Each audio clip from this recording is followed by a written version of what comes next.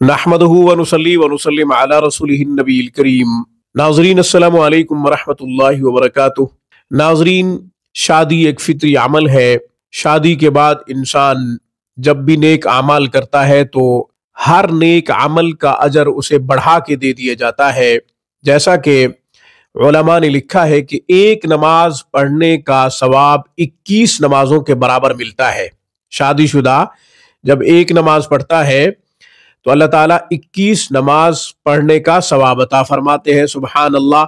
इसी तरह हर नेक अमल का अजर बढ़ा बढ़ा के दे दिया जाता है।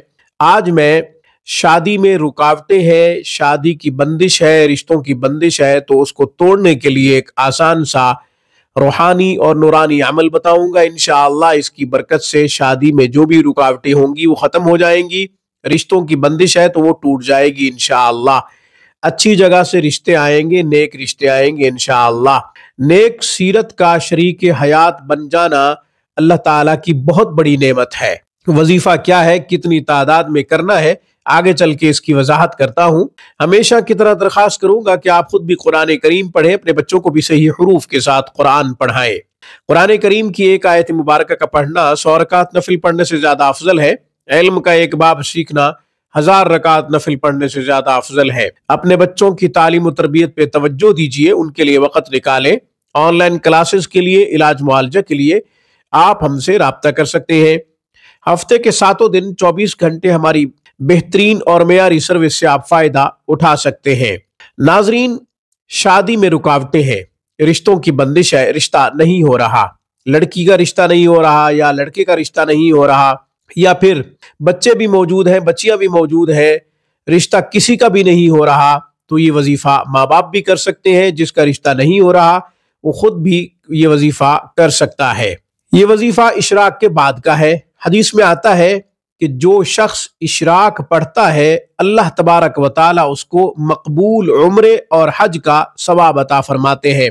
मुशक्क़तें उठा के, माल खर्च करके, सफर करके हज के लिए एक शख्स जाता है, उसका कोई पता नहीं कि जो हज करेगा उसका हज कबूल हो या ना हो, मगर यहाँ गारंटी दी जा रही है कि जो शख्स इशराक पढ़ेगा अल्लाह तबारक व तआला इशराक की नफिल अदा करने पर मकबूल उम्रे और मकबूल हज का सवाब अता फरमाएंगे, अजर देंगे। सुबहान अल्लाह। इसलिए नवाफिल का एहतमाम करते रहना चाहिए। कभी सलातुल हाजत की नफिल अदा कर ली, कभी सेहत के लिए, कभी ईमान की सलामती के लिए, कभी तौबा की नफिल अदा करें। गर्ज ये कि नवाफिल का एहतमाम करते रहना चाहिए, इससे कुर्बे इलाही मिलता है और ताल्लुक मा अल्लाह मजबूत होता है। जुमे के दिन का वजीफा है, 7 जुमे ये वजीफा करना है। इशराक की नमाज अदा करने के बाद, जो कि सूरज तुलू होने के 20 मिनट बाद हम पढ़ सकते हैं। अव्वल आखिर 11-11 मरतबा दुरूद इब्राहिमी पढ़े। दरमियान में अल्लाहुस्समद या मुगनियो या अल्लाह, अल्लाहुस्समद या मुगनियो या अल्लाह, अल्लाहुस्समद या मुगनियो या अल्लाह 21 मरतबा पढ़ना है। आसान सा वजीफा है, छोटा सा वजीफा है। आप ये 7 जुमे वजीफा करें, हर जुमे ये वजीफा करना है।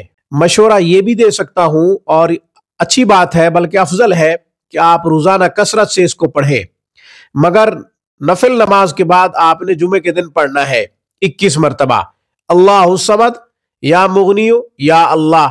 इंशाअल्लाह 7 हफ्तों से पहले पहले रिश्ते का इंतजाम हो जाएगा। माँ बाप भी कर सकते हैं, जिनका रिश्ता नहीं हो रहा वो बच्चे और बच्चियां खुद भी ये वजीफा कर सकते हैं। जिनके अंदर खौफ खुदा होता है वो शादी के लिए माँ बाप को रजामंद करता है और शादी की दरख्वास्त करता है कि मेरी शादी की जाए। इस दौर में जो बच्ची और जो बच्चा अपने माँ बाप को शादी के लिए कहता है उसके दिल में अल्लाह का डर और खौफ मौजूद है, इसलिए मुस्बत लेना चाहिए, बच्चों की बातों को नेगेटिव नहीं लेना चाहिए। आज की गुफ्तगू में बस इतना ही। अक़ूलु क़ौली हाज़ा व अस्तग़फ़िरुल्लाह व आख़िरु दावाना अनिल हम्दुलिल्लाहि रब्बिल आलमीन।